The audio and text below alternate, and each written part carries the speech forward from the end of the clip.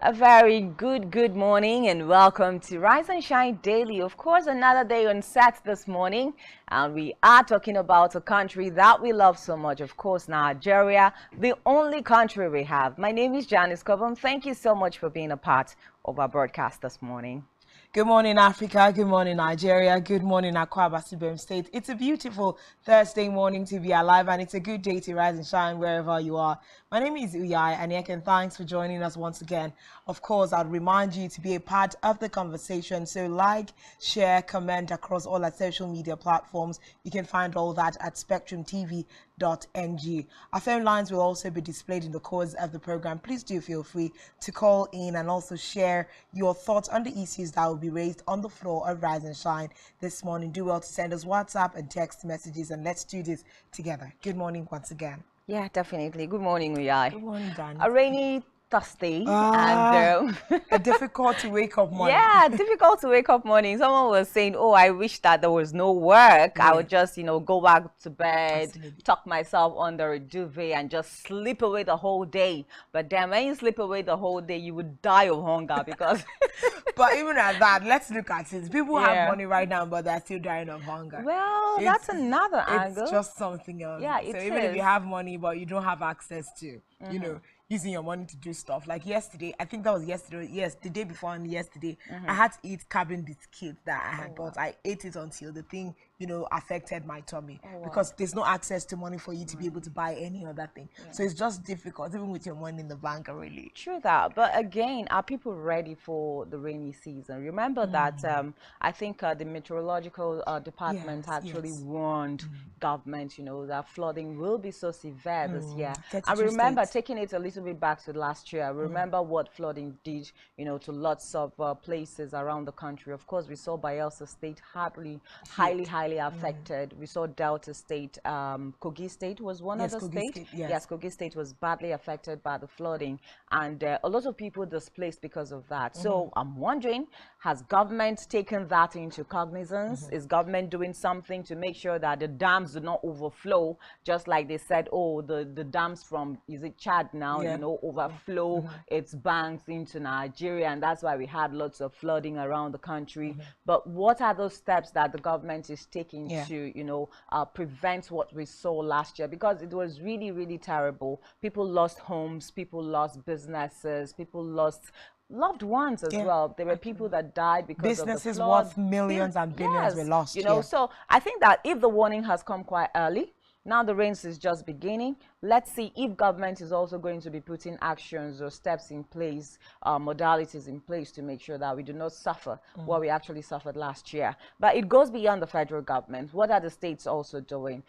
The warning has gone out, and I'm sure that the meteorological departments will notify, so these states are prone to flooding. And these areas, some areas are more prone to other areas. Yes, are more prone than other areas. What are the governments of those states doing actually to, guard against what we saw last year?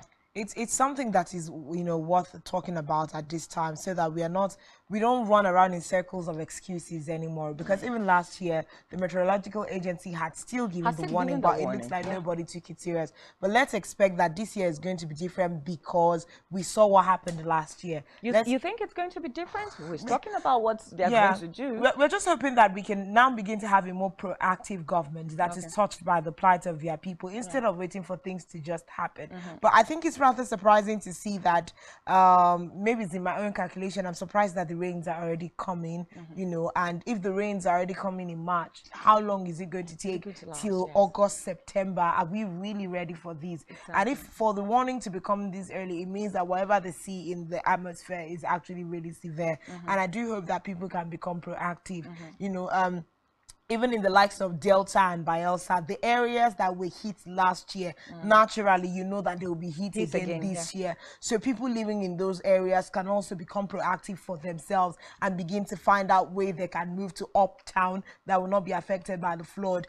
In terms of business, try to move your businesses away from the area, so that although there will be losses, it can be minimal if both the federal, the state government, and individuals, try to be more proactive in this time. Now, when you say people should begin to move their homes or businesses. We're looking at, you know, conducting census. And if you look at the population of Nigeria now, they'll tell you that it's pretty high. You know, over 200 million Nigerians right now, if not more. And I'm sure that's why even the census is coming. So when you're saying people should begin to move homes, move businesses to where exactly? Everywhere is filled up. Yeah, even talking about census, are we ready for the census? Because I mean, we are still trying to borrow money.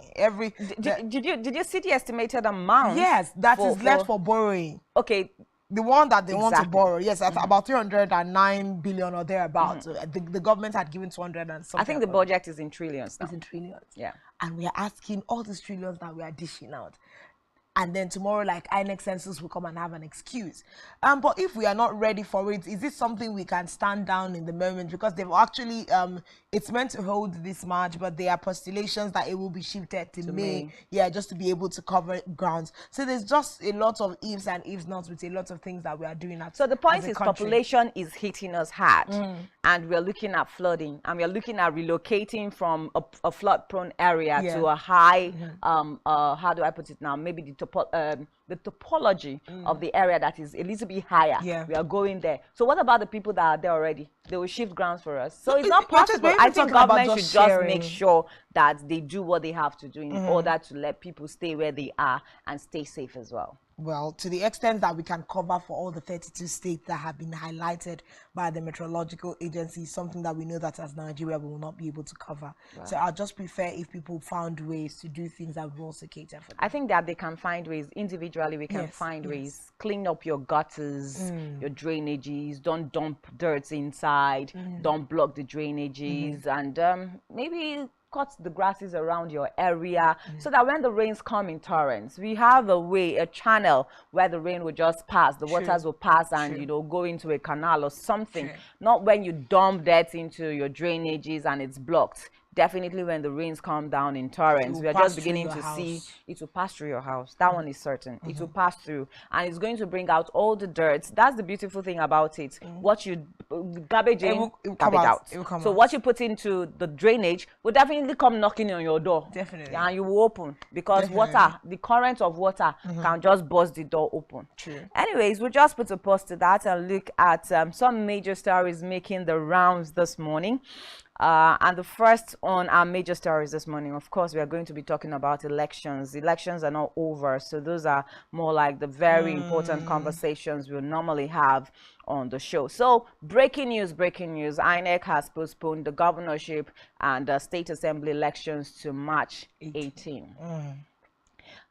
Did we see that coming, actually? We didn't see it coming. We didn't see it coming because even as at yesterday, there were lots of preparations, you know, as to the gubernatorial elections and all of that. But, of course, emerging reports indicate that the Independent Electoral National Electoral Commission, now INEC, has postponed Saturday's governorship and state assembly elections to March 18, 2023. INEC's decision is coming a few days before the March 11 date, which was earlier scheduled for the state election.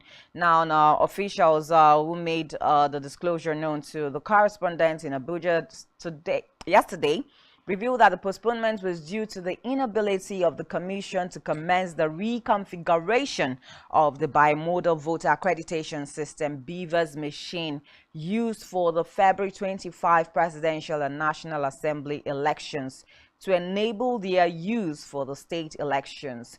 Of course, that's the major reason that, you know, INEC is giving for this particular postponement of the gubernatorial elections. I wish we can actually read what we have it's actually coming readable from INEC, actually. So let's go back to the top. Yes, let's please go back to the top. Let's go back to the top and then we can absolutely take this.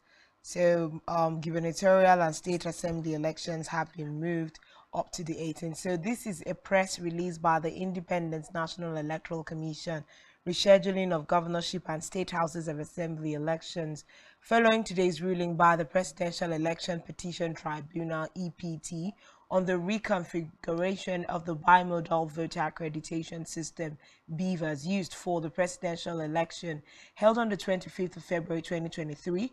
The commission met to assess its impact on the commission's preparations for the governorship and state houses of assembly elections scheduled for Saturday, 11th March 2023. Nigerians would recall that on the 3rd of March 2023, the presidential EPT had given an ex parte order for some political parties to inspect materials used for the presidential election, including the forensic inspection of over 176,000 beavers used in the election, which are located in INEC LGA offices across the country. The Commission approached the tribunal to reconsider the order, given that the beaver system were to be deployed for the governorship and state assembly elections, and that the lack of clearly defined time frame for the inspection could disrupt the Commission's ability to conduct the outstanding elections. For instance, the beavers can only be activated on the specific date and time of an election. Having been used for the presidential and national assembly elections on the 25th of February 2023, it is necessary to reconfigure the beavers for activation of the dates of the governorship and state assembly elections. While the ruling of the tribunal makes it possible for the Commission to commence the preparation of the beavers for the governorship and state assembly elections, it has come far too late for the reconfiguration to be concluded. Consequently, the Commission has taken the difficult but necessary decision to reschedule the governorship and state assembly elections, which will now take place on Saturday, the 18th of March 2023. By this decision, campaigns will continue until midnight of Thursday, 16 March 2023. That is 24 hours before the new date for the election. This decision has not been taken lightly, but it is necessary to ensure that there is adequate time to back up the data stored on the over 176,000 BVAS machines from the presidential and national assembly elections held on the 25th of February 2023, and then to reconfigure them for the governorship and state assembly elections.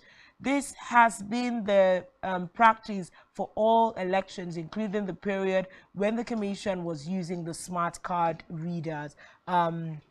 We thank the Nigerians and friends of Nigeria for their understanding as we continue to deal with these difficult issues and navigate these challenging times. Of course, this was signed by Barrister Festus Okoye, who is the National Commissioner and Chairman, Information and Voter Education Committee, signed on Wednesday, the 8th of March, 2023. Yeah. Okay, so that's it. INEC, an official statement from INEC, indicating and buttressing, of course, the postponement of the elections to next week, Saturday, which is the 18th.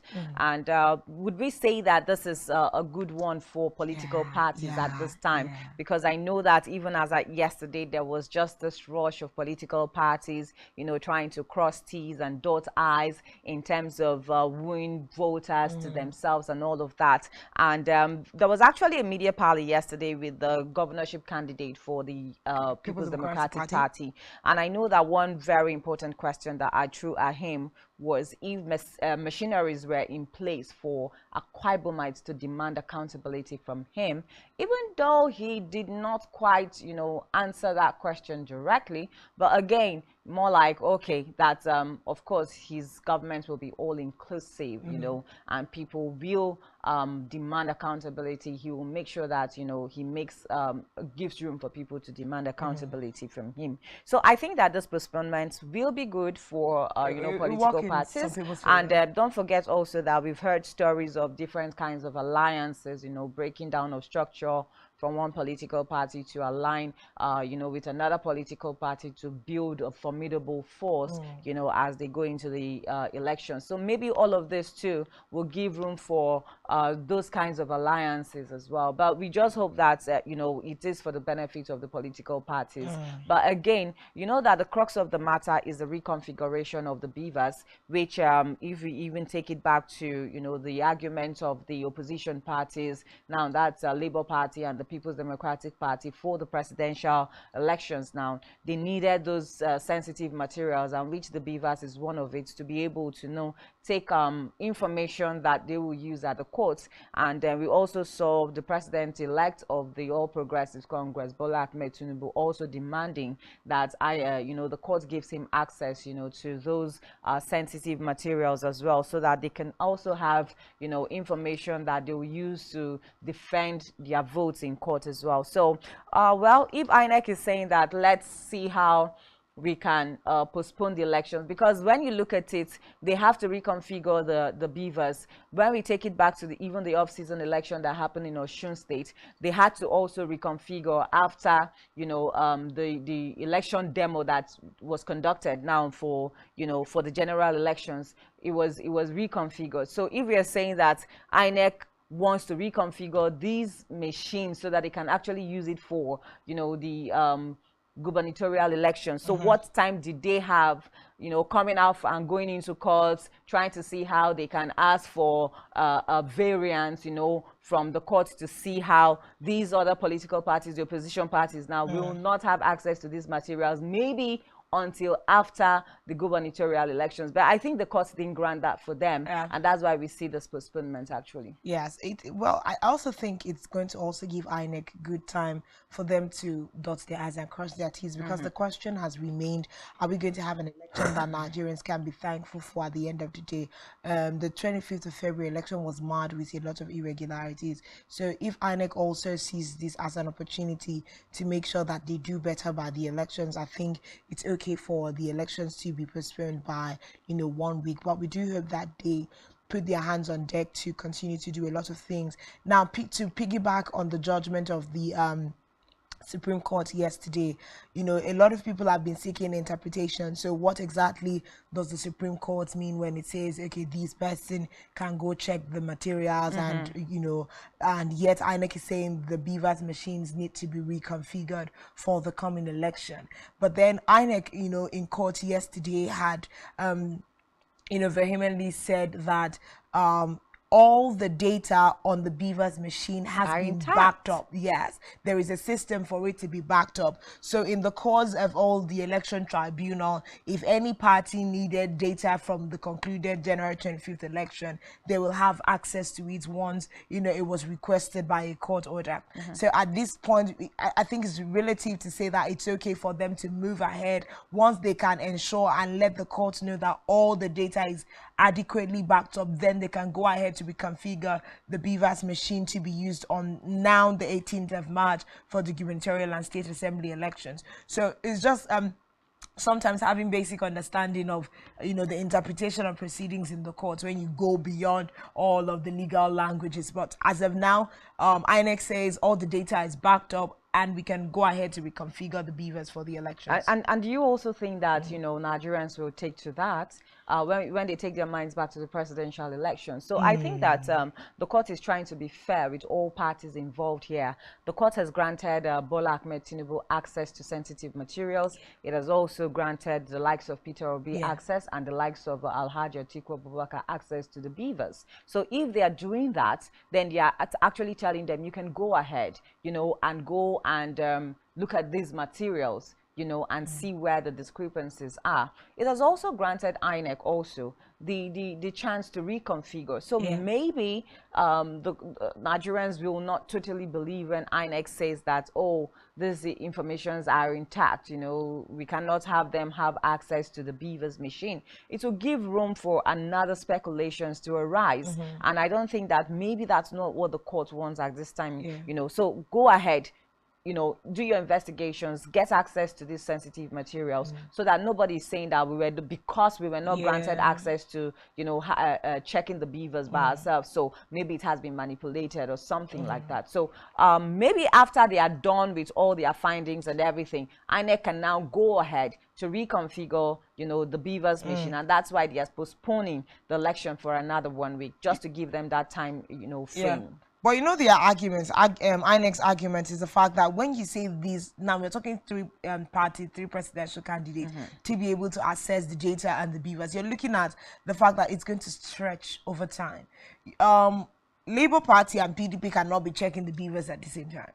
neither can, you know, the APC. So it's going to take a lot of time, and I think that is the chairman's issue right there, Yakubu Mahmood. It's going to take time, and we don't know how long that's going to take. It will naturally just erode and you know, encroach into the gubernatorial election time. So I think what will be done at this time is for the political parties to be assured of INEC that the data is saved up and they can access it when they want to, so that can now give room to INEC to reconfigure these machines. We are looking at using between today and Friday next week for all that to be ready and dispersed back into the country. So anyways, we'll just look at some of the stories also making the rounds. We made mention of it before, that the appeal court has granted Atiku and Obi's request to inspect INEC's presidential electoral materials. Both Atiku and Mr. Obi, who lost to the All Progressives Congress APC presidential candidate and President-elect Bola Tinubu, have alleged that the election was flawed.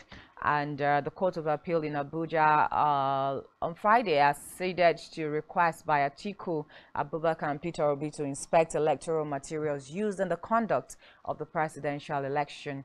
Atiku and Mr. Obi are presidential candidates, of course, we know that, of the People's Democratic Party and the Labour Party, respectively, who ran for the presidential seat on the 25th of February 2023. Of course, they lost to Bola Ahmed Tinubu, who is the president-elect under the All Progressives Congress, with Mr. Tinubu polling 8.8 million votes to defeat both Atiku and Mr. Obi in the contest. Now, I know that, you know, it was also said that Mr. Peter Obi of the Labour Party had employed, you know, the services of about 38 38 senior advocates of Nigeria. And I think also the president-elect of the All Progressive actually employed the services of about 13 or so. Yeah, about 13 senior advocates of Nigeria. So we see a battle that is going to be very fierce, you know. Yeah, and we have an angle of interest also. Yes, we are going to also you know, wonder what the presidential candidate for the People's Democratic Party, what he'll be doing, how many of the senior advocates of Nigeria he's also going to be employing, you know, to actually contest the results of the February 25 elections. We'll see all of that happen too. But again, if you go down history, they'll tell you that even the likes of Peter Obi, even when he became governor of Anambra State, you know, that he actually did collected his mandate from the court, you know. I think he was contesting alongside the likes of Chris Ngige at the time, and from history and reports, he won at the polls, but you know, it was tightly contested as well, and it was taken from him. So will Nigerians want to see a replay of what, you know, happened during his tenure as governor of Anambra State? A lot of Nigerians have started bringing in that narrative, you know, that Peter Obi has never actually won elections at the polls, and it was given to him. And so maybe they are also, for his fans, you know, and all those that, you know, voted for him and believed in his ideologies, they think that, okay, so let's do it again, just the way we did it in Anambra State, and collect the mandate at the court, you know, for the man Peter Obi. But we'll see how all of that spans out at the end of the day, though. And that also seems to give him a form of faith in the judicial system, because it's more like, we've done this before, we can do it again. And you would also note that we continue to hear Peter Obi ask that obedience remain calm. I was privy to a notice where he has warned that even obedience should not be found clustering around the premises of court, that, you know, obedience should trust, you know, the legal team of the Labour Party to be able to bring, you know, justice and all of this to the case that they're currently battling. So it's not a matter of when we get to court to find obedience littering everywhere. So I believe that since he has told this line before and the court did well, he has some form of faith that the judicial system, with, you know, the evidences that will be put before them and every other thing, the intelligence of 38 sounds put together, you know, we'll be able to proceed accordingly with the case. So I like that there seems to be a kind of coordination and orderliness, you know, with the obedience, because there was a risk of thinking that they are going to be the first people to cause an uproar. So it's really beautiful to see that everyone has organized themselves, and we don't have, you know, we are at peace, so to speak, and everyone is following the proceedings. What's the court saying? What are the parties saying? So it's good at this time, really. So let's see how all of this granting of access to inspect election materials, let's see how it turns out for all the parties involved. I mean, we are looking at the three leading political parties contesting for the validity of the elections at this time. That is such great work for the judicial system to have. Great work. Yeah. And on a lighter note, though, that's just how do I put it now? That's a lot for the judicial system and all the SANs. You know, this is more like their time, you know, to eat off all the largesse that will be coming forth.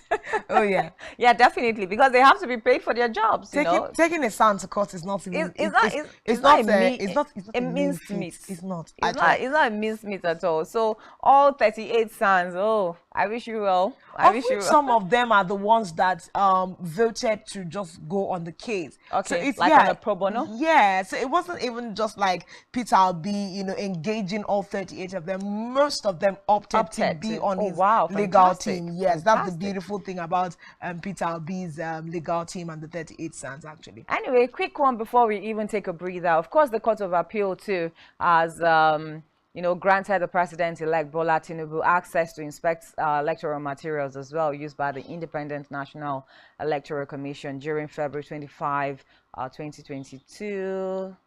2023 now in elections. Of course, a lot's happening too. Of course, Tinubu needs, you know, tangible information to fight back whatever, you know. Of course. Yes, so he needs. They also have to be ready for the court. He has to be ready to, you know, defend his mandate. Yeah. I think the greater task will be on him defend to his certificate of return, and defend the mandate, because these other people are saying that my mandate is stolen or it was stolen, you know. So he has a greater job to do in terms of his sons and legal team to defend what they said Nigerians gave to them willingly, you know. So it's more on them right now, because at the end of the day, if whatever it is, it is upturned in the court or something, then it's going to be a big one for not just the APC government, but for INEC as well. Yeah, of course. First of all, there's been a lot of questions on INEC's head, you know, with regards to the irregularities that we're seeing. So if we keep pushing and everything is properly done and we see that, okay, there are evidences showing that these irregularities actually did happen. Yeah, so we are, remember we talked about yesterday where people are pushing that Yakubu Mahmoud should resign. Yeah, should resign, or he should be sacked, you know, as chair of INEC. And people are even saying, okay, that's not the best move. Now, if we push further and, you know, the court says otherwise, there's going to be a lot of questions to answer. But fingers crossed, certificate of return that has been given to Tinubu, are they, you know, maybe planned somewhere behind the scenes after the court has proceeded on this case that the certificate of return will be returned? It will not be returned. So, you know, we just have to have a precedent. So proceedings will continue. I mean, we're looking at if Tinubu people are saying that their mandate was stolen. If their mandate was stolen and the court stands on any of their side, everybody's going to court. So at the end of the day, we don't know how long this matter will take. But while we are waiting for the matter to be concluded and judgment given, whatever the judgment will be, we need a precedent. And of course, Bola Ahmed Tinubu, president-elect under the All Progressive Congress, will still be the president of Nigeria until the court says otherwise. So let's just take a breather now and head straight to Mary Joseph, who is going to take the news brief. And when we come back, of course, Daily Spotlight will be next, and we'll open the phone lines for Nigerians to also have their contributions and have their say. Let's take a breather now. We'll be right back.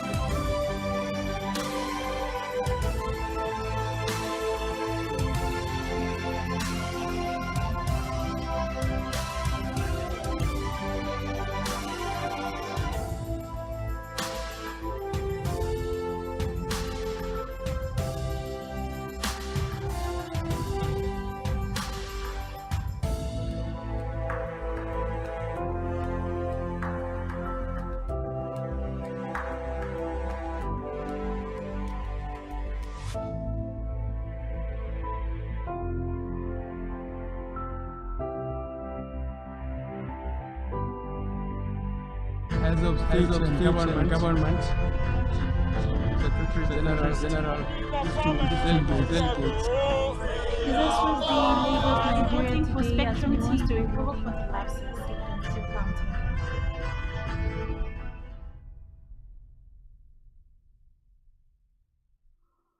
A very good morning to you and welcome to your morning news briefing Spectrum, live from Uyo. I am Mary Joseph. We begin the news brief this morning with President Muhammadu Buhari as he has returned to Nigeria after a 4-day trip to Doha, Qatar, where he participated in the 5th United Nations Conference on Least Developed Countries, LCDs. Reports say Buhari used the opportunity on his Doha trip to participate in the United Nations Conference, where he, the UN Secretary General Antonio Guterres, and other world leaders mobilized political will, solidarity, and actions to transform LCDs by finding sustainable solutions to the challenges of poverty, food insecurity, hunger, weak infrastructure, poor health facilities, and climate change, among other problems. Meanwhile, the Independent National Electoral Commission, INEC, has postponed the governorship and State House of Assembly elections scheduled for this Saturday, March 11th. INEC National Commissioner for Voter Education, Festus Okoye, in a statement said the election will hold on Saturday, March 18th. Elsewhere, at least 13,970 Nigerians from across Africa and Europe voluntarily returned to the country between 2020 and 2022, according to data obtained from the International Organization for Immigration under its Assisted Voluntary Return and Reintegration Program for the years under review. The report noted that the main source of stress for returnees who find themselves in a state of regret and limbo between what they plan to achieve and what they have at hand upon return is often the uncertainty about their future, source of income, and place within the community. Let's head now to the foreign scene, where Russia has launched missiles at targets across Ukraine, from Kyiv in the north to Odessa in the south of Sumy in the west. Residential buildings and infrastructure were hit in Kyiv and Odessa, and there are power blackouts in several areas. These strikes come as battleground fighting continues for the city of Bakhmut in eastern Ukraine. And finally, in sport, ahead of Nigeria's 2023 Africa Cup of Nations qualifying double-header against Guinea-Bissau later in March, followers of Nigerian football has urged Super Eagles coach Jose Peseiro to invite players from the Nigerian Professional Football League. The Eagles will take on the Wild Dogs of Guinea-Bissau at the Moshood Abiola National Stadium, Abuja, on Friday, March 24, while the return leg will hold 3 days later in Bissau. We'll have details of these stories and more in our news at 12. I am Mary Joseph. Let's head back to Razan Chan, where we have Janice and Oyai on standby. Do have a wonderful morning. State and government, Secretary General is to present the delegates. This was the Lagos, Nigeria today for Spectrum TV to report for the live station to counting.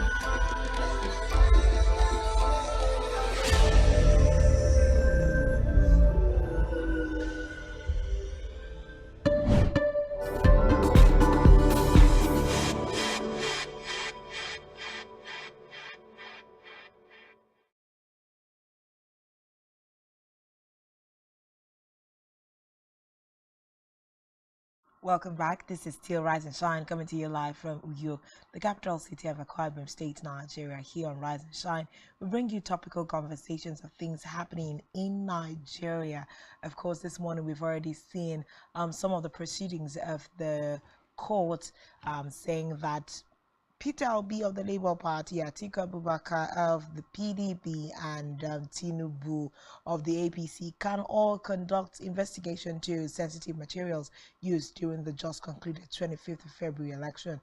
We also saw the fact that INEC has postponed the gubernatorial and state houses of assembly elections by 1 week, taking it to the 18th of March, and just so they could have more time to prepare and reconfigure the Beavers machine for the election. At this time, we move straight up to our daily spotlight, where we'll be spotlighting on issues raised on the front pages of our national dailies.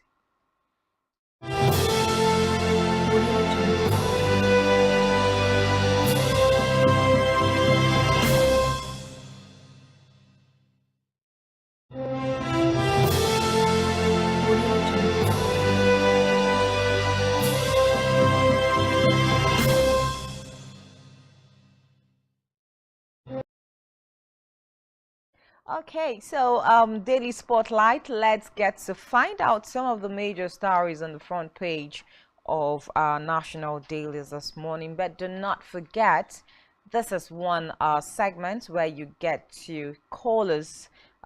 This is a segment for Nigerians, actually. So Nigerians, this is your segment. So do also call us on the phone lines that will be displayed on your television set this morning, and give us your opinion, your contributions as it concerns these issues. But I think one of the major stories that we'll be reading out today and hearing across all of the national dailies will be the postponement of the elections. And so we start with Punch this morning, and the big story on the Punch newspaper says INEC shifts governorship assembly polls by 1 week.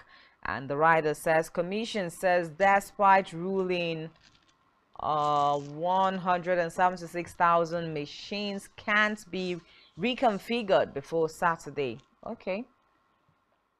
And then another writer here says election materials distribution disrupted in Delta, Osun, Bayelsa, Cross River, and others. We have another story that says National Assembly membership drops as 11 lose re-election. Okay. For more details of that story, you can find that story on page 8. Long fuel queues ground Abuja, neighboring states. The queues are back. Companies, consumers, taxes rise 42%. National Bureau of Statistics there on that one. Naira, Buhari can be prosecuted after May 29, says senior advocate of Nigeria. Details can be found on page 7.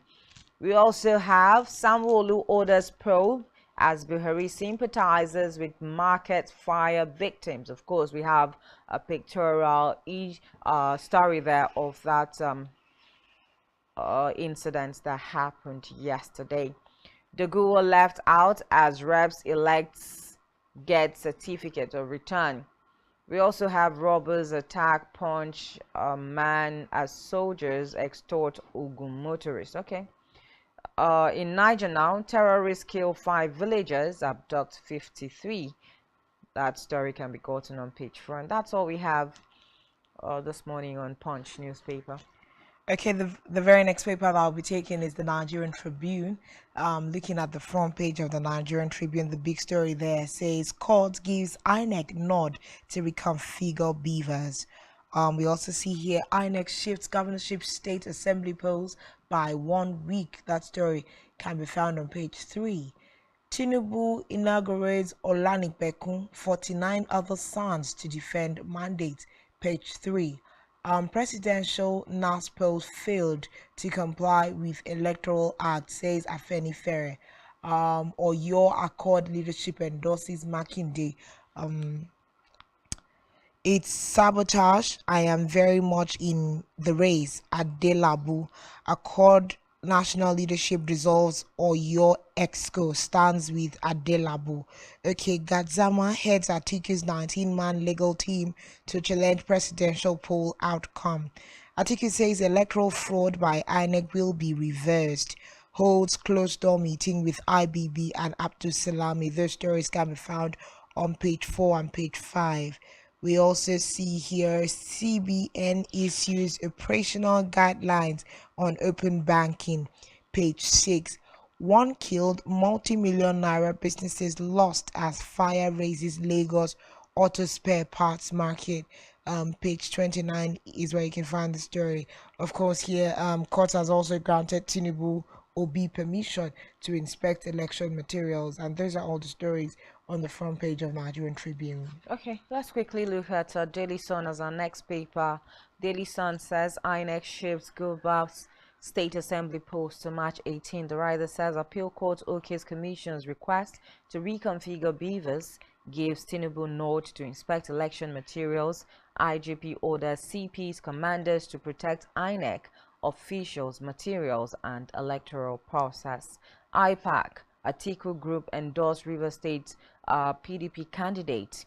We also have federal government revokes work permit, visa of Seplat CEO for alleged racism, discrimination against Nigerians. Atiku engages Gadzama Ozekome Osoro Etiaba, 11 other sons to fight case at tribunal. So just like we were saying, before when we were talking about, INEC granting, or rather the Supreme Court now granting Peter Obi and Tinubu, we also touched the fact that Peter Obi has 38 sons to his case, while Tinubu has about 13, and we were like, how many will Atiku actually bring?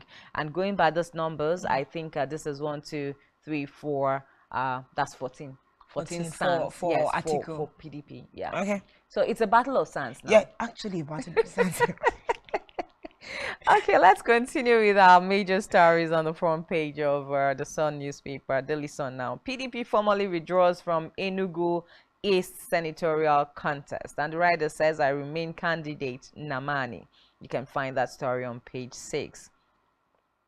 Confusion as banks issue reject 500 and 1,000 naira notes. The writer says Nigeria generated 697 billion naira, 11% growth from VAT in Q4 2022. A statement there by the Nigeria Bureau of Statistics. 10th Senate group calls for zoning of Senate presidents to Southeast, and that can be found on page 8. Yeah, you remember we talked about this yesterday. And then we also have a pictorial story here of women that are seeking for justice. Of course, yesterday we celebrated International Women's Day. We're still celebrating that though. The whole of March we'll be celebrating women in their different capacities. That's all the stories we have on Daily Sun though. Okay, we move next to the Nation newspaper and looking at the big stories on the Nation this morning. INEC shifts governorship assembly polls by 1 week, of course. We also see here Umahi, why Lagosians should vote Sanwo-Olu, page 2. President-elect inaugurates legal team, defend my mandate, page 5. Tinubu hails Marshal's peak as G24 director, page 26. Don't truncate power transition, NSCIA warns. Accord chair dumps party for Makinde, page 2. Government votes 10 billion naira for startups. Old notes Emefiele in contempt for not directing banks. Sage insists Supreme Court judgment binding on all. Okay, we also have here the ruling of the tribunal makes it possible for the commission to commence the preparation of beavers. It has come far too late for the reconfiguration to be concluded. Of course, that is INEC. We also have here 324 House of Representative members elect get certificate of return. Gadzama leads Atiku's legal team. Fire raises shops in Lagos. Kano hostel in Anambra. Okay, these are all the stories on the front page of the Nation. Okay, so that's it on our daily spotlight this morning. We give Nigerians the opportunity to have their say. So let's say it's the way it is on this particular platform there. We're looking at stories like, the postponement of the elections to next week, Saturday. What do Nigerians think about it? Is it okay for INEC to postpone it? Do they have, cogent reasons for postponing this particular elections? Let's not forget that a lot has been put into, preparations of this election for Saturday, which was supposed to be the 11th of March. And just in the wake of things, INEC decides to postpone the elections because they need to reconfigure the beavers so that they will be able to use them, for the gubernatorial elections. Do you think that it is okay for the postponement of this election? And how do you think it will also affect the, gubernatorial and state houses of assembly elections generally? So that's one point. And then another point I wanted us to look at that's just keeps me now. There is also the contempt of courts by Godwin Emefiele over the Supreme Court's judgment to recirculate the naira. That is also a big issue at this time. So that's another one. So please do well to join the conversation. The phone line is being displayed on your TV screen right now. Call us and let us know what you think about these issues. One is INEC shifting the Guber and State Assembly polls to March 18. That's more like a break-in, and it's more like a major story across all our national dailies this morning. Have your say. What do you think about this particular decision by INEC? Will it give INEC as the electoral umpire more time to be able to prepare for the elections? Will it also give political parties more time? Let's not also forget that, campaigns have also, been shifted. So campaigns can further continue till on Thursday, which is on Thursday is going to be the 16th now, midnight on Thursday, the 16th of March. So all of this put together, is it a good way to go in terms of the global elections? Do we even trust INEC enough at this point in time? That's another angle that a lot of Nigerians are crying foul of. Okay, so just give us a call. Let's know your thoughts. Let's know what you think about this particular one. And then another angle, or rather area, is this story, what's happening in Lagos State right now. Of course, we've seen the back and forth in Lagos State in terms of the strength of Sanwo-Olu. There's been a lot of clapback on Sanwo-Olu, and Nigerians would say that Nigerians do not ever forget.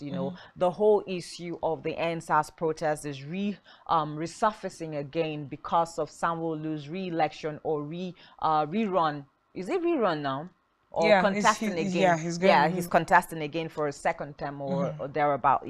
So there's just the whole coming back of the NSAS protest. What was the role of Sanwo-Olu at the time? How, and how did he approach the NSAS protest? Was he in support of it? Wasn't he in support of it? So all of this coming back again, will that also affect his chances at the poll? We have the Labour Party president, gubernatorial candidate now, Gbadebo Rods. He's another who was like a last-minute rev of the moment. Since after Peter Obi's emergence, how well Peter Obi did at the polls on the 25th of February. All of a sudden, Gbadebo became like a loud, because prior to the 25th of February, in all honesty, there was no Gbadebo on the scene. I didn't see, of course, maybe Lagosians had seen, but just after the 25th of presidential election, Gbadebo is like everywhere, and there's like a mad race right there for him for the gubernatorial seat. And the contest must be fierce, although there's a lot of do we want this or don't we want this? But let's take our very first call this morning. Hello, good morning. What's your name and where are you calling from? Oh, we lost a particular call. All right. Please do well to call us on the phone lines displayed on your screen. Please remember to turn down the volume of your television set when you call. And if the phone lines are jammed, you can send us WhatsApp or text messages, and we can absolutely sort those out this morning. So yeah, Gbadebo Road seems to be like the rave of the moment for a lot of young people. I think. Okay, there's someone on the line. Hello, good morning. Good morning. Good morning. What's your name and where are you calling from? I'm calling from Edo State, Ubiaja precisely. Okay. What's your name? My name is Matthew Aramude. Okay, Matthew, go ahead. All right. Okay, can you turn down the volume of the television, please? Do us that favor. All right. Okay. The INEC shifting the polls, I think it is a good thing. To save his head again, so that Nigerians don't begin to complain. He has done this, he has done that. We are full of complaints in this country. Somebody who cannot romance his wife will blame Buhari. Somebody who has lost his libido will blame Buhari. We're full of blame. So since he has shifted it, might be to put one thing or the other, right? I think it's a good thing for the polity, because we don't want a situation that arose when the presidential election held. So if he's going to put his house in order to make sure that we don't get complaints after the election, it's a good development. I think I support that one. As for the Lagos State, well, there's going to be a tight race there, because whether it will be or no be, I think those who did not come out on that day too, on the other side, will also come out. What we need in this country is a fair election. I am always taken aback when Nigerians begin to complain. Where they lost is where they think they rigged. Where they won, they will not complain about it. Somebody won the whole 5 states in the southeast state. It was not rigged. But where he lost, is the robo man would say, fool make lawyer rich. This one has 14 SAN. The other one has 13. The other one has 8. It's a free day for the lawyers. They should have something busy doing. If not, what is the essence? I don't really see anything there, because we always complain that this one is wrong, that one is wrong.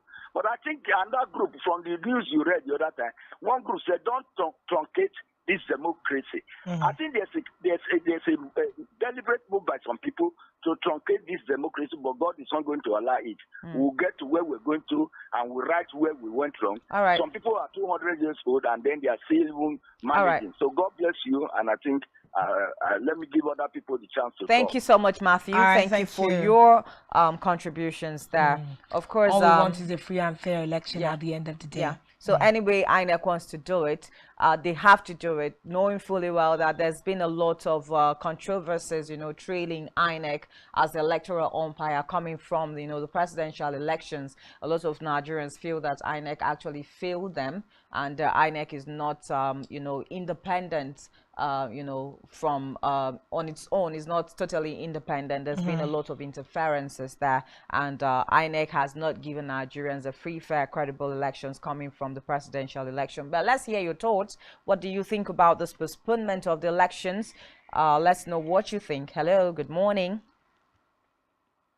Hello, good morning. Hello, good morning. What's your name, please, and where are you calling from?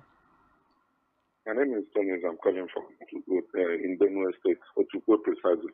All right, good morning, Tony. Tony is from Benue State. Please go ahead with your thoughts. Good morning. Good morning. Well, there is no any sacrifice being done to have a credible election that is too much. I know in INEC side, they are going to spend more because shifting it, the earlier arrangements have been set, and they will put more money in it to see that election hold on 18.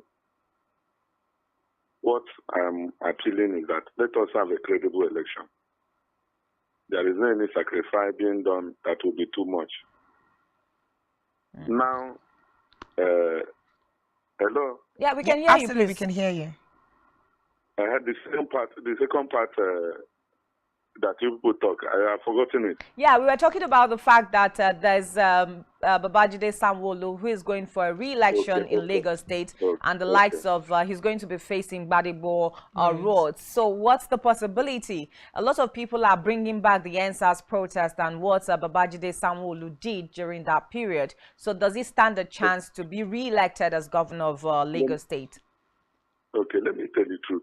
The truth of the matter is that the era of voting party has gone. The era of our party has gone. What people are looking for now is a credible people that have a good record in the past. And as I'm talking to you in Nigeria system now, those politicians, people are tired of it. The past politicians. If they conduct a good and a credible election, so many of them will lose. Even those people, few of them that you see that one election, if you go into it, you will see that there is some issue behind their winning election in their state.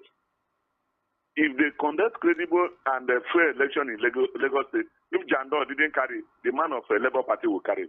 And if we are doubting it, let us wait till 18th of this March pass, and then we will see the results.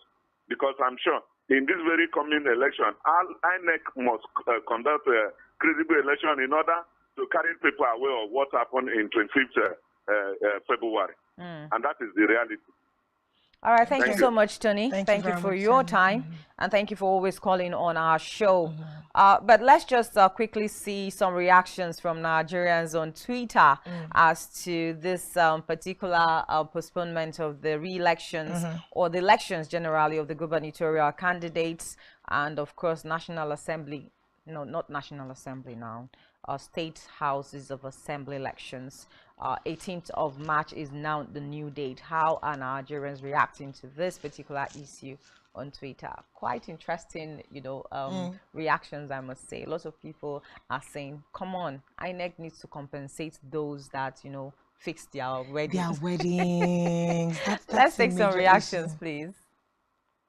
Okay, so this one is from Obalabi Olu Vagan.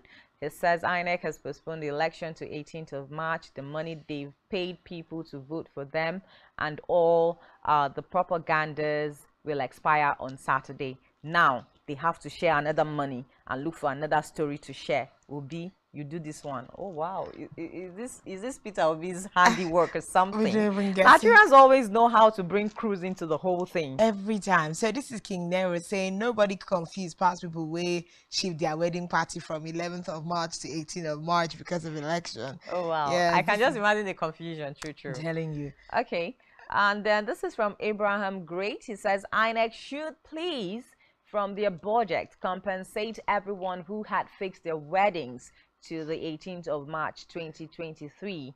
Then throw state concerts in every party to entertain people because 11th March is already blocked out for voting. Please bring in comedians, musicians to play for us. Oh wow, Nigerians are always Nigerians. So cup of tea. Martha says INEC postpone election go 18th of March. Now why I know die like now why I know they like sleep for night for this country with this. Anytime you sleep, wake up, new development don't show. No wonder Kiss Daniel said don't sleep, wake up. Wake up, collect your money. Anyways, Nigerians will always bring crews into the matters, and that's why I love Nigerian, you know, Nigeria as a country and Nigerians as people. Because even in that situation, that circumstance where it looks as if all is not well with us, we know how to bring in this little comic reliefs, you know, to just help people relax and, you know, burn out their stress and all of that. So it's great. But I think at this point now we'll just take a breather, and of course when we come back, we'll be coming back with our guest, and they are of the Labour Party right here in Akwa Ibom State, but also members of the Presidential Campaign Committee, Akwa Ibom State. Yes, so we'll just be looking at the elections going further, and we'll also review the presidential election, how it rubbed off for the Labour Party in Akwa Ibom State, and also see how this postponement will be affecting the general elections for Labour Party. We'll be right back. To not move a muscle.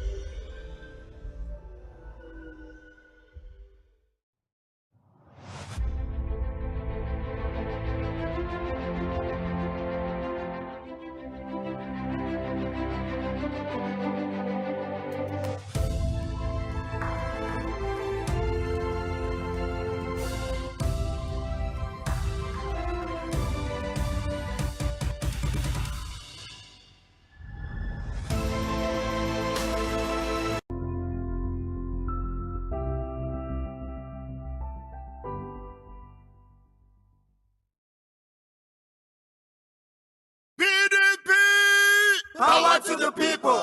Akwa Ibom arise and shine. Akwa Ibom arise and shine. Vote tomorrow, Akone Yagayi. Make we vote tomorrow, Akone Yagayi. For peace and security, Shebina, job creation. I say for youth empowerment, everybody vote tomorrow. For agriculture, having a women development, having a interest-free loan you want to. My people, go to mine. Akwa Ibom people, vote for job creation, vote for peace and unity, vote Pastor Umo Eno Anagone Yaranyi as governor and deputy governor for 2023 election. Vote PDP. Go to mine. Akwa Ibom The Nigerian police, which is the only one allowed by grossly abuse. Our governors have to share police powers with the president as stipulated by the Constitution. We do not have a federal government police force. We have the Nigerian police force, which shall be administered, organized, and supervised by the Nigerian police force. No, my lord, I want to say something. I want to say something here. Perhaps it might also enlarge the scope of people who should be invited here for examination. My lord, if we cannot find those who literally murdered Abiola, who are those people who could be said to be the beneficiaries of the death of Abiola? Rogers has linked you with some of the killings he did. He never did. He linked you with the attempted murder of Hebrew. He did not. My lord, the Matters Council is leading the evidence in our matters. Is this an adversary proceeding? It's not, my lord, but we can't be talking about cases which are in court. Is this an adversary proceeding? It's not, my lord. These cases are in court, my lord. I'm just reminding your lordship. My lord, sorry, my lord. I think I'll be in cross-examination. Legally Speaking, a program that deals with legal issues and questions we face as citizens of this amazing country, Nigeria. Legally Speaking. Join us every Friday from 5 p.m. to 6 p.m. for Legally Speaking. As Nigeria prepares for the general elections holding from 25th February 2023, broadcasters are enjoined to make ethical reportage their watchword. All political programs shall observe the provisions of the Nigeria Broadcasting Code and other extant laws relating to broadcasting. All broadcasting stations must adhere to the principles of pluralism and ensure equitable airtime to all political parties or views. All political programs shall adhere to the general principles of legality, decency, and truthfulness. For the avoidance of doubt, the broadcast of a political campaign, jingle, announcement, or any other form of partisan party identification or symbol ends not later than 24 hours before polling day. Hate speech is prohibited. Be professional. NBC, your right to quality broadcasting. Announcer.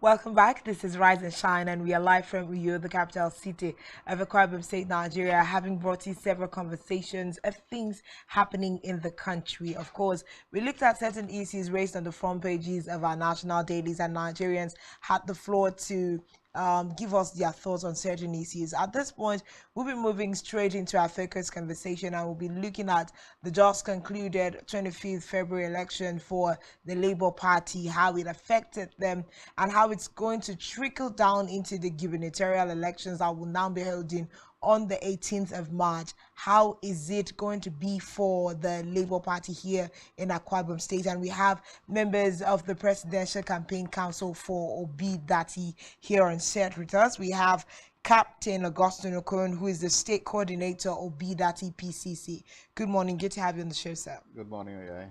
We also have here with us the director admin Obi Dati Presidential Campaign Council, Engineer Pius Ebong. Good to have you on the show, sir. Good morning. Welcome. Okay, so big day for Nigerians as we keep pressing forward for the gubernatorial elections, which have now been shifted to the 18th of March. So let's talk a little bit. What are your expectations for the gubernatorial seat in Akwa Ibom State? And I will not forget to say, it looks like we finally had a gubernatorial candidate almost last minute, because I think Udrak Peter wasn't there in the race very early on, but people began to pick up tickets somewhere in the middle of all of the campaigns. Okay, so Captain, you can take that. Yes, gubernatorial candidate came in fairly late in the game, but we're happy to have him because we're looking for a good candidate, and in him we have a very good and solid candidate who can be governor of Akwa Ibom State, and we'll do everything to make sure he is governor of Akwa Ibom State because he has the correct characteristics of what we have been shopping for. And so we're doing everything to make sure we also know that he has all the characters of the an obedient trait, and so he will turn around Akwa Ibom, and so we are selling him to the people of Akwa Ibom State and say, you have a good material. Somebody who looks like Obi, acts like Obi, and will turn the state of Akwa Ibom to be a modern state. So when we're talking characteristics, of what you were looking for, what exactly was the Labour Party in Akwa Ibom State shopping for that has now been found in Udrak Peter?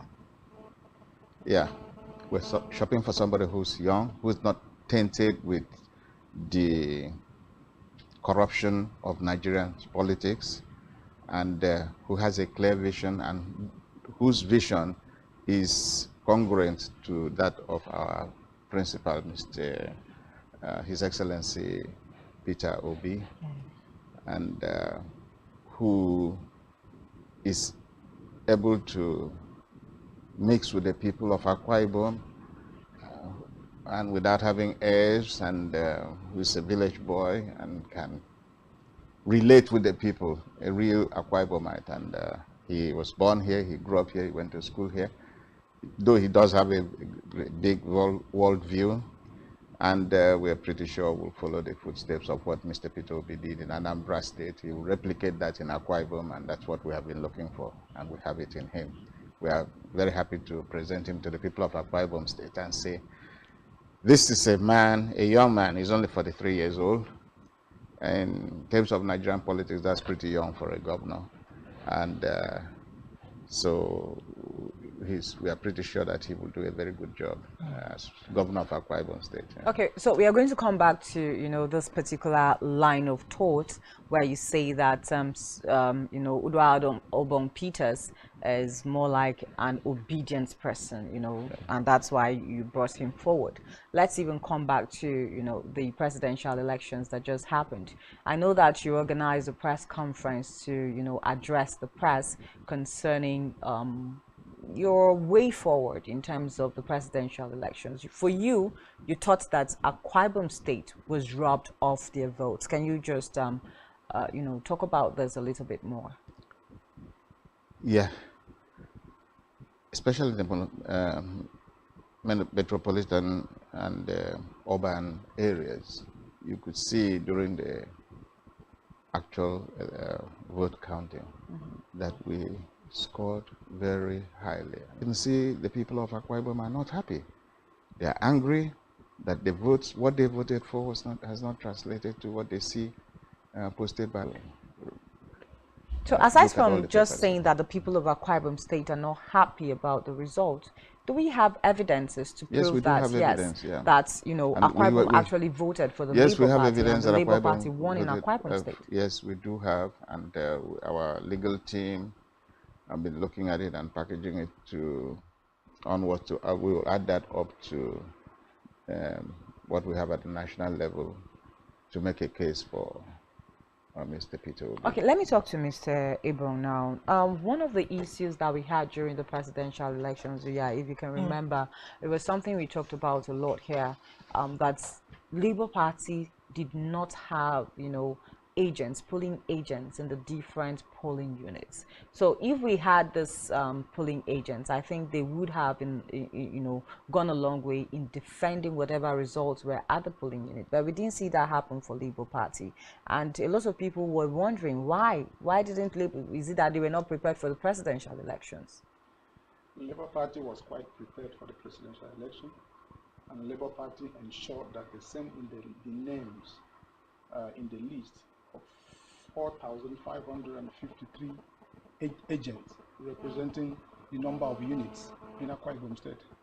And the Labour Party expected INEC to have issued same number of tags so that all our agents will officially be recognized at the polling unit by the INEC officials.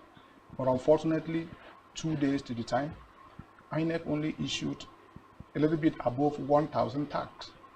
Whether that was deliberate or not, it's left for Nigerians to now decide. That's for Akwa Ibom State. For Akwa Ibom, yes. But beyond Akwa Ibom State, some other parts of the country did not have Labour Party agents. So we're not just talking about Akwa Ibom State. I wouldn't know what happened there because I wasn't there. I'm talking about what happened in Akwa Ibom State that I was part of. Was there a plan nationally to make sure that there were Yeah. For every polling unit, we had about 1,700 and something polling units across the country. That's exactly what we are talking about. Why would Labour Party not be given enough tax to go around all the polling units? But that notwithstanding, Labour Party appropriately mobilized what we call the volunteers, the unit defenders, and these were the people that were acting as agents. Some of the original result that we have prepared and given to our legal team was brought forward by these unit defenders. But the fact was that since they were not given tag, they were not officially recognized. But Or they allowed did the to job, go into or allowed to go into collation centers. Collation centers, some sensitive units. I personally went around and I know what happened. So this is the reason that we are saying that something went wrong somewhere. The result that was eventually posted and which is still being contested now is not the actual result. Okay, serious concerns there actually. But again, let's even still review the presidential election. We are going into the gubernatorial elections and you have a candidate at the dying minute now. How do you think that, some of the things, the issues that have been raised, that plagued the presidential elections, how do you think this will affect, your gubernatorial candidate going forward? It's even good that INEC has, shifted the elections to next week, Saturday, rather. Yeah, we are preparing, and we have actually invited INEC again to review some. We have now agents which we are showing to the whole world, and we've done training for them. And so, if they don't give them enough tax this time, you too will see and know that these guys prepared. They presented the agents we had, and now we would like all those agents to be accredited for the elections. Okay, I think another place I want us to even come back to, I was looking at a particular man that won an election. He's trending on Twitter right now. He's an Okada man, that won the Senate seat in Kaduna under the Labour Party. Now, this is happening because so many people won elections, whether we want to believe it or not, but so many people won elections under the Labour Party because of the significant role that Peter Obi is playing and the fact that he is the major party, flag flyer for the Labour Party. So we have a lot of people winning on the back of Peter Obi now. But coming back to your candidate, it's not enough to say that because he's in Labour Party, let Akwa Ibomites go and vote for him. What stands him out? What makes him different from every other politician that will come and tell us stories and not... I found out that he's a very intelligent man and that he has a vision for Akwa Ibomites, and that vision is in line with what Peter Obi has. And he will translate that into Akwa Ibom State. When we're looking at a man, we want somebody who is not tainted with corruption, who is not bringing in what he has learned in the, in the other parties, they're talking about structure of corruption. We don't want somebody carrying that burden of structure of corruption into our party. We want somebody who's clean, who will unlearn quickly if he had any baggage, unlearn and keep that behind, and now take on easily the new philosophy that is propounded by Peter Obi on governance, small, lean government, people-oriented government, and cutting back on consumption, and then directing the country or the state in a path of growth, creating employment, youth employment, women empowerment. Those are the couple of things that Mr. Duabon. Labour Party is the street credibility and street acceptance that His Excellency Peter Obi has.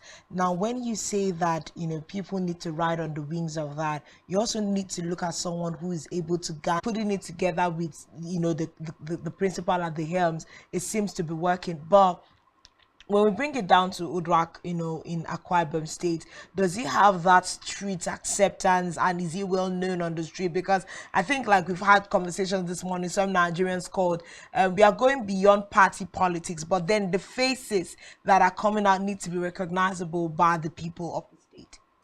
Yes, he does. And like the day Her Excellency came here to work with us to campaign, the 9 days of the... That's the wife of Uduaghan, Peter? No. Okay. The wife of our principal. Okay. And Peter was there. You could see how because he first came out and he was recognized by everybody. He's a homeboy of this. Okay, look, this is not about Uduaghan. This is about Her Excellency.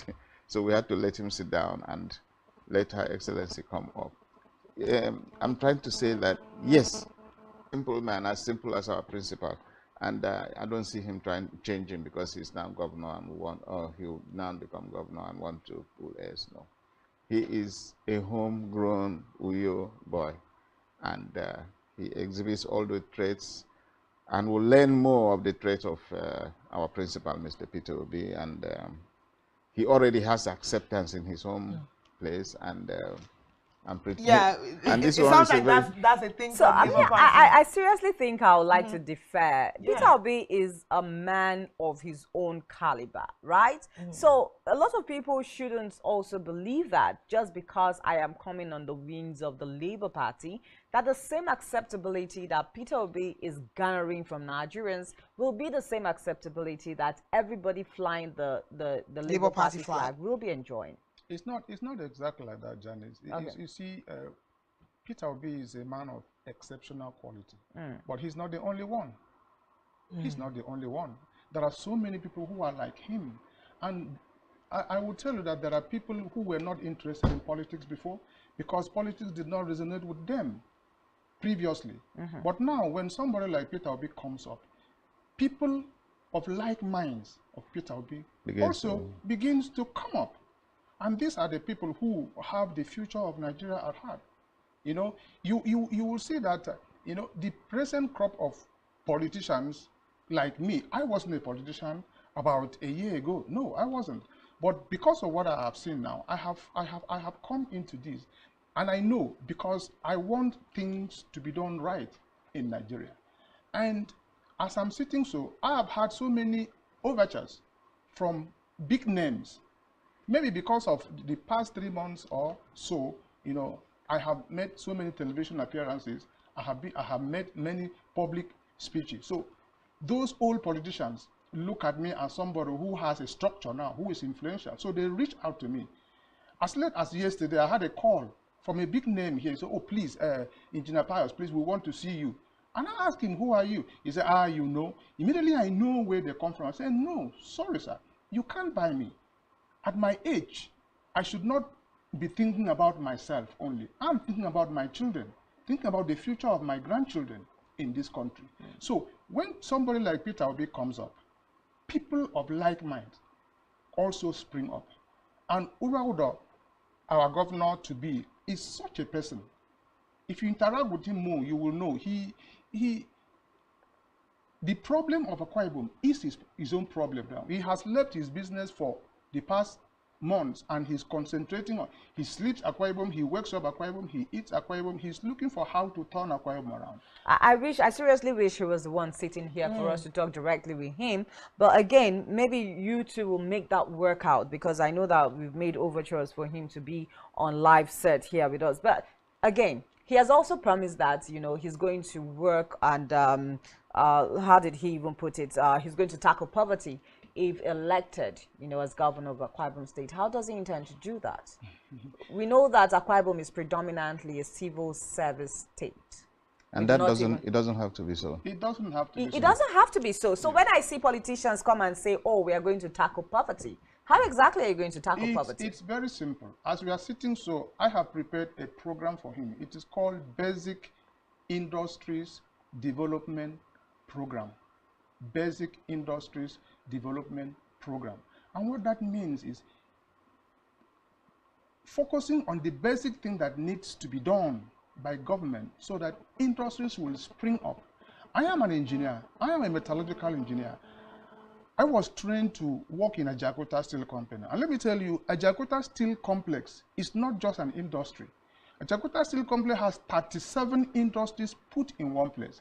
Now, if those industries begin to work, you will see the multiplier effect. So this is the kind of mind that, you know, we are coming in with. By the time you make industries to spring up, Akwa Ibom will it automatically move from being a civil service state to an industrial, and we have the potential. I don't need to go into that. We have the potential, even more than any other state. As we are talking, so we are sitting on what I call the minefield of Akwa Ibom. The potential in mining.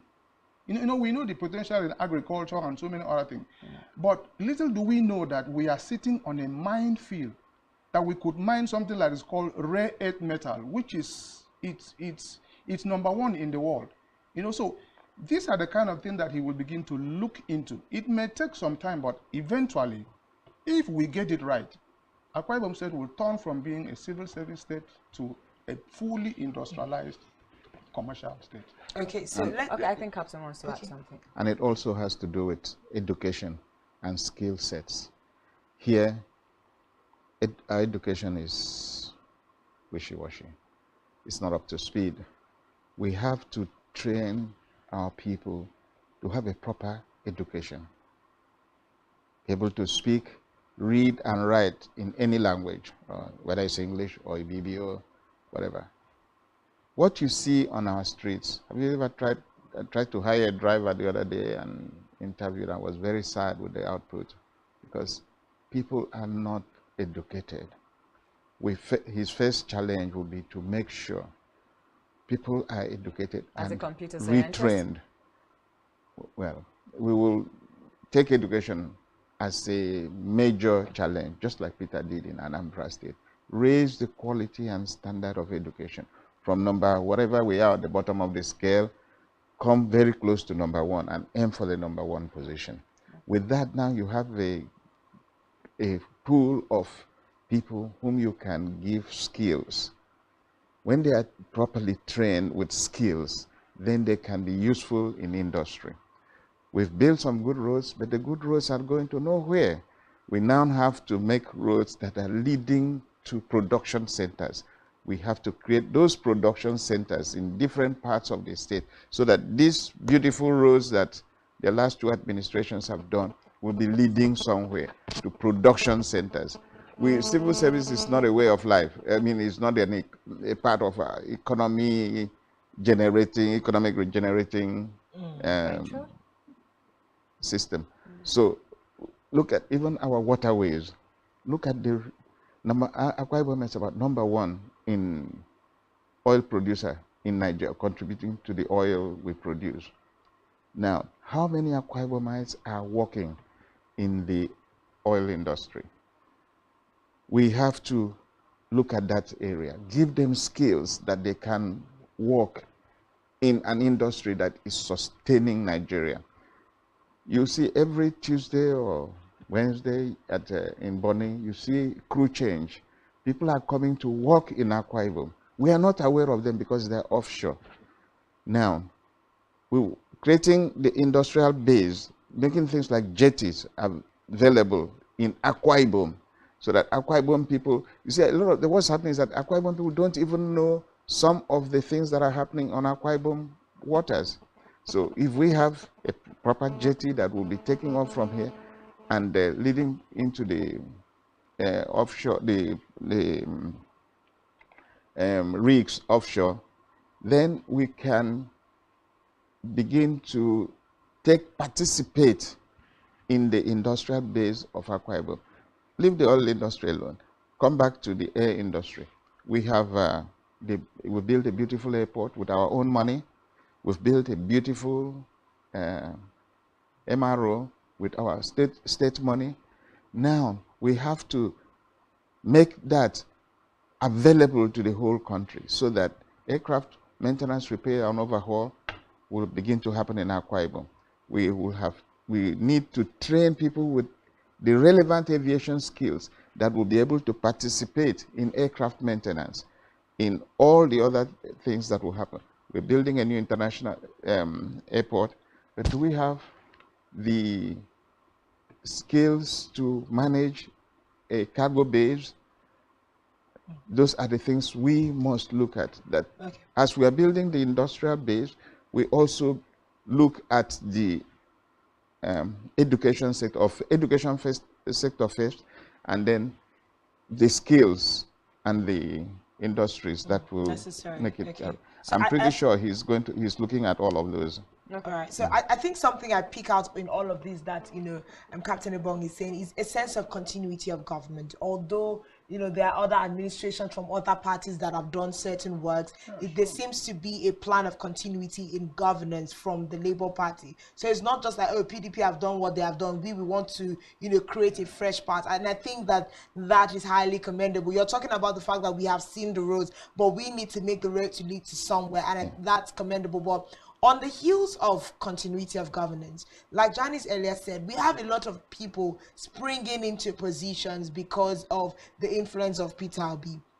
Now, if you can speak for the credibility of Udo Albon, Peter, let's talk about people that are, getting elected into state houses of assembly, people who got seats at the National Assembly. Mr. Ebong, how were you able to evaluate all of these people that got tickets, some of which were free, because even like the man in Kaduna got a free ticket on the platform of the Labour Party? What is the guarantee that people that have gotten elected into offices, whether by sheer benevolence of their own influence or riding on the wings of Peter Obi, what is the guarantee that these people will make Labour Party proud in Akwa Ibom and nationally? You see, it is general knowledge that initially Labour Party did not have, let me put it, competent aspirants. Most of the people that came up there were just like probably placeholders, because nobody was interested in Labour Party. But along the line, when Labour Party now came up, when our principal now came up, there was like this moment of silence. Now during that time, Labour Party was doing real sorting.